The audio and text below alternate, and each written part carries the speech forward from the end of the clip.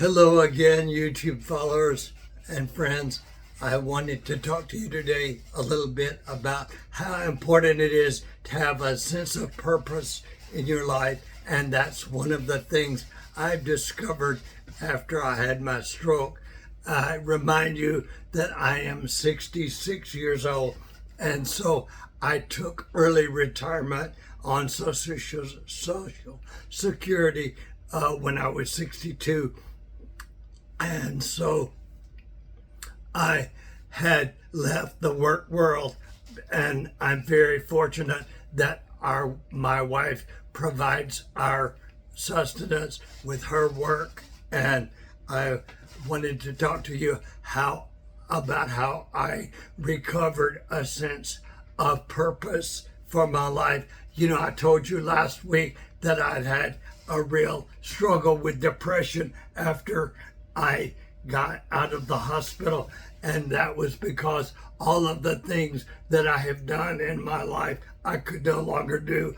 I cannot run. And remember, the morning I had my stroke, I would run 6 miles, and I could not run. I could not work as a farmer. I don't know why, but it seems that farming, so much of it is down on the ground.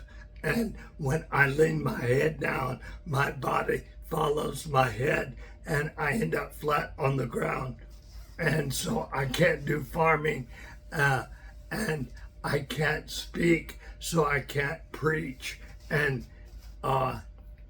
work in the church. So all of the things that I've done to make a real purpose in my life, I could no longer do. And I had to really look at that matter again and see what it is I live for and how important it is to have something to live for. You know, human beings are unique among creatures in that we get up in the morning and we say, what am I going to do today? Am I going to the 7-Eleven and buy Butterfinger and a Diet Coke, which I did every morning for many mornings of my life? Or am I going to go get on the Peloton and do my morning exercise? Or am I going to the salt mines to do my work? So I think it is a very difficult challenge that we have to decide what we're going to do with our life. That is what we mean when we say we propose or we have purpose. We are seeking to think of something we want to do, imagine it, intend it, and then carry through and do that thing. And of course, we have so many options today that we can really get ourselves into a bad fix by doing the wrong thing or not having a sense of purpose and just lying around and do nothing because we have ennui. We have a sense of depression or discouragement and no motivation to do anything. I want to focus on the sense of purpose that is derived in two separate cultures, and they're both highlighted in Dan Buettner's work on the blue zones, the places in the world where people live the longest. And one of those is in Okinawa in Japan. And Buettner identifies a sense of purpose as being one of the unique things that contributes to Japanese living a long time. Ikigai is the concept, I-K-I-G-A-I, Ikigai, and it is the intersection of what you love and what you're good at and what the world needs and what you're going to get paid for. And so those things conspire to make a meaningful purpose in your life.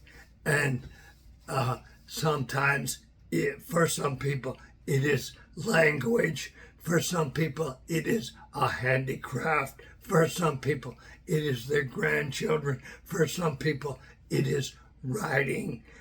Your ikigai is that thing that generates a sense of power in your life to move you forward. And I think it is a beautiful concept of something to live for, even after you have retired from the formal workforce, so that you have something that you get up for every morning and you have something to live for. The other culture that Buettner points to that has something similar is in Costa Rica in Central America. There is a notion of a plan de vida, or a plan for life, and that is somebody who has something that they really are good at and take pride in and decide to live for and get up for. These things don't require a lot of money, but they almost always require of us some movement, some discipline, some sweat and labor, and it gives us a sense of purpose in our lives. I want to suggest that these can be contrasted with the Western ideal that I grew up with and you've grown up with of retirement. And the idea, it's a very bad exchange, it seems to me. It's we get out of the deal, we get luxury or rest and relaxation, but we also can get heart disease and obesity and a lot of other congenital difficulties or diseases that it seems that the human organism is made for struggle.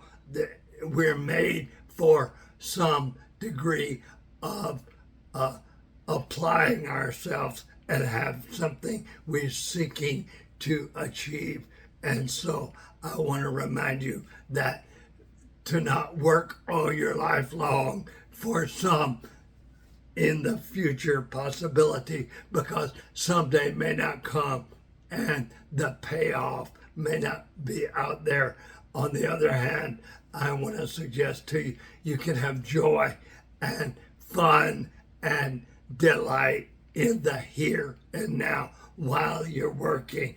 On the other hand, I want to suggest that when you retire, that perhaps you need to have something that still drives you, something that gives you a sense that you're important, that your contribution is needed. And of course, that has contributed a great deal to me, even though I'm 66 years old. In some ways, the stroke has revitalized my need to share the good news that life is worth living.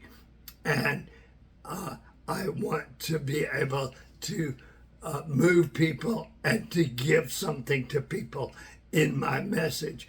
I think one of the ikigais, one of the things that I was put on this earth for, is to live a life, look at my world, and make some sense of it, at least to say, what is the meaning of this? And so I'm going to continue working with great joy and delight because I still have some sense of purpose in my life. I'll see you in the next video. Thank you.